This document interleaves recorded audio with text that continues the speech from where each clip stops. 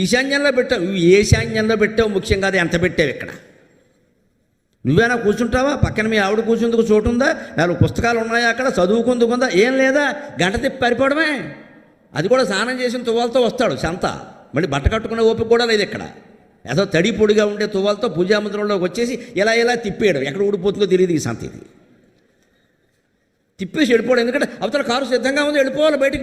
Business అయిపోతాయి. యమధర్మరాజు తలుచుకునేవాడికి మన business. వాడు మనకంటే బిజినెస్ చాలా బిజీ వాడు. ఒక్క దెబ్బ వేస్తాడు, మళ్ళీ లేవాడు ఇక్కడ. ఆ కారులోంచి మళ్ళీ ఇంటికి రాడు. ఇంకా వెళ్ళేటప్పుడు బాగానే ఉన్నారు, పోయేవాడు ఎవడన్నా వెళ్ళేటప్పుడు బాగానే ఉంటాడమ్మా. లేకపోతే వచ్చాక ఉండేవాడిగా. పూజ చేయమండి అసలు, మనం దానికి సమయం ఉండదండి. మగాళ్ళకి అసలే ఉండదండి. ఇంకా వీళ్ళ ప్రాణాలు ఎందుకు ఉన్నాయంటే నన్ను మన్నించులు ఒక ఆడాలు చేయబట్టి కనీసం ఇక్కడ. వెనకాల మహిళలు నానాయాతన పడి ఏదో ఒకటి చేసి మా ఎన్ని కాపాడు, బిడ్డలను కాపాడనప్పుడు దేవుడు కరుకుతున్నాడు అక్కడ. ఏదో ఆ ఇల్లాలి ఎడుతుంది పాపం. వాడికి ఏదైనా జరిగితే దీనికే కదా బాధ.